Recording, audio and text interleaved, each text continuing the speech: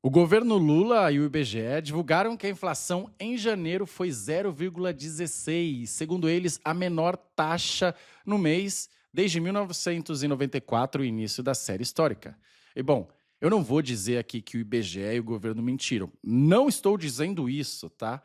Mas eu posso afirmar, e eu vou mostrar aqui o porquê disso, esse número está bastante maquiado e muito longe de representar a realidade da inflação para muitas pessoas. E para explicar isso, eu vou mostrar como a inflação é calculada, como que cada grupo representa aí na inflação, e aí poder dizer o que aconteceu.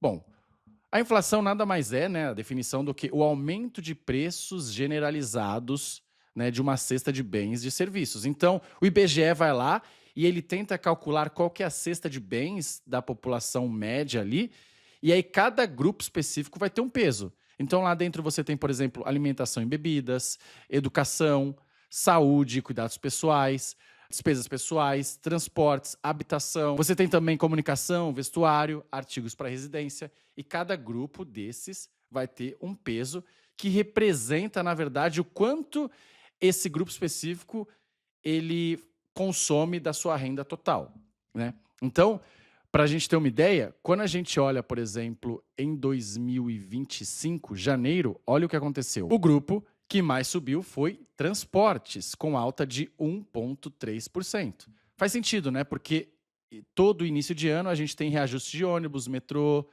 todos os transportes públicos, basicamente, que aumentam no início do ano. E aí, por causa disso, você tem um aumento desse subitem aí, que é transportes. Aí vamos ver qual que mais caiu. Quando a gente olha aí, o grupo que mais caiu foi habitação, com queda de 3,08. E aí, então, eu fui pesquisar, né? Porque, olha, se a inflação foi só 0,16 e você teve um grupo que caiu muito, eu quero entender o que aconteceu com esse grupo. Bom, esse grupo aí, ele representa 15%. Esse é o peso da habitação na inflação final. E aí, para a gente ver qual foi o impacto desse grupo na inflação final, é só a gente multiplicar 3,08 vezes 15%, 0,46 ponto percentual. Então, foi esse o impacto que o grupo habitação exclusivamente teve na inflação final. Bom, aí eu quero entender o que tem dentro desse grupo que fez cair tanto o grupo habitação, né? Então, você vai lá e abre esse grupo habitação. E aí, quando você abre o grupo habitação, você vê que energia elétrica residencial está dentro dele, que caiu quanto? 14,21%.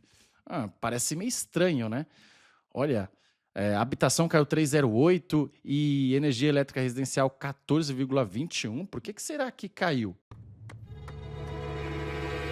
Daí, quem acompanha a economia sabe que, na verdade, deveria ter sido o oposto. A conta de luz deveria ter subido em 2025.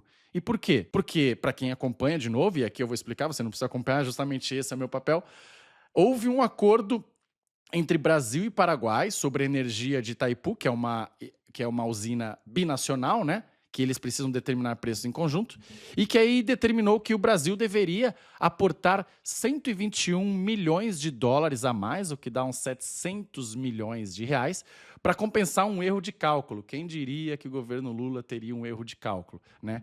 E aí, para poder compensar isso, deveria haver um aumento da energia de 5,99%. Ora, se deveria haver aumento de 5,99%, por que a energia caiu 14,21%? Isso me chamou a atenção. Então eu fui lá e fui pesquisar. A resposta é simples. A energia despencou 14,21% ao invés de subir 5,99% por um simples motivo.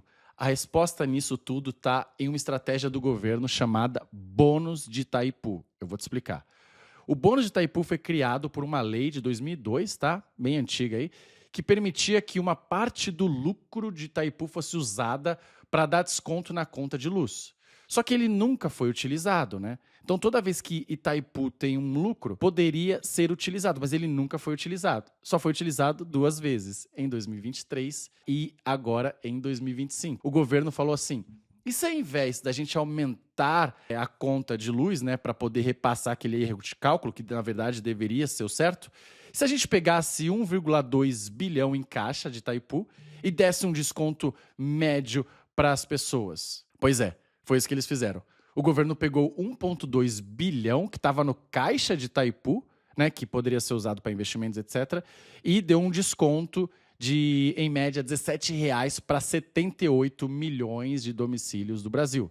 Por isso que a energia que deveria ter subido, na verdade, caiu. Daí algumas pessoas podem falar assim, mas pô, isso não é bom? Na verdade, não, né? É como você pegar uma reserva de emergência, ou seja, esse dinheiro, apesar de ter a lei, deveria ser usado para investimento, etc., o caixa da empresa, né? Por isso que ele nunca tinha sido usado.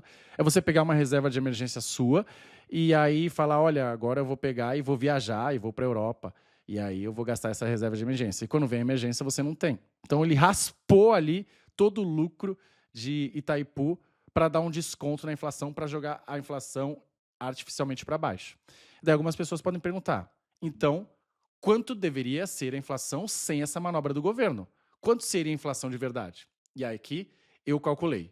Eu vou mostrar para você esse número. E se você está curtindo o vídeo até agora e quer entender mais sobre economia de forma clara e baseada em fatos, já se inscreve no canal e ativa o sininho se você ainda não fez isso, porque esse é o melhor canal de economia do YouTube. Meu nome é Leonardo Siqueira, eu sou economista formado pela FGV e eu tenho mestrado em economia e, além disso, sou deputado estadual. E aqui no canal, todos os vídeos têm um objetivo muito simples: pegar um tema que envolve política, economia ou política pública e analisá-lo sempre com dado e evidência, sem achismo, sem enrolação. E aqui você vai aprender muito economia e aprender a ser uma pessoa muito mais analítica. Bom, voltando ao vídeo, vamos lá. A energia elétrica, ela representa 3,8% da inflação como um todo. Lembra que eu falei que cada item tem um peso?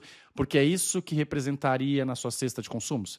Pois bem, a energia elétrica representa, segundo o IBGE, 3,8% da inflação como um todo.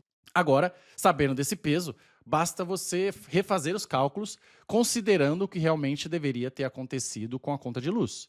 E eu fiz esse cálculo. Se a energia tivesse ficado instável, ao invés de ter caído 14,21%, ou seja, se não tivesse tido aumento nenhum, ao invés dessa queda que a gente viu que foi artificial, foi apenas um desconto, a inflação de janeiro não teria sido 0,16%, teria sido 0,71%. E o IPCA acumulado de 12 meses não teria sido 4,56%, como falaram, mas teria sido 5,11%. Essa é uma estimativa muito conservadora, tá? Na verdade, deveria ser feito outro cálculo, né, que, ao invés de considerar a inflação estagnada, consideraria um aumento médio ali de 5,99%, que é o quanto deveria ter subido a energia, né? E aí eu também calculei esse valor.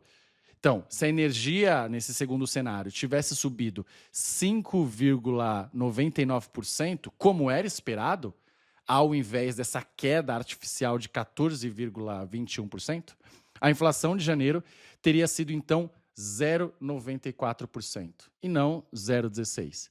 E o IPCA acumulado saltaria de 4,56%, que foi o que o IBGE e o governo falou, para 5,34%. Ou seja, essa deveria ter sido, ou essa é, na verdade, a medida correta da inflação para o mês de janeiro e para o acumulado nos 12 meses. Por quê? Porque o governo pegou simplesmente e utilizou um dinheiro que poderia ser utilizado para investimentos, ser utilizado em épocas de crise, e ele deu um desconto aí para 78 milhões de domicílios, o que dá mais de 90% dos domicílios do Brasil. E apesar de parecer bom, é uma medida populista que, tanto é, nunca foi utilizado. E aí eu te pergunto, quando o governo não tiver mais esse bônus para usar e agora ele não tem, o que ele vai fazer? O que vai acontecer com a inflação? Então, por isso que as pessoas viram a inflação em 0,16% em janeiro e 4,56% no acumulado de 12 meses e dizem, olha, vocês me desculpam, mas essa inflação aí eu não estou sentindo no meu bolso. Por quê? Porque tem vários outros subitens ali que estão subindo mais do que isso, como inflação, como gasolina, energia, combustíveis, etc. E não essa medida que o governo está utilizando. E é isso. Se você gostou desse vídeo, deixa o seu like aqui, tá? E eu sempre vou te apresentar dados e evidências e aqui eu vou te ensinar muita economia, tá bom? É isso. Conta comigo. Eu sou Léo Siqueira e até a próxima.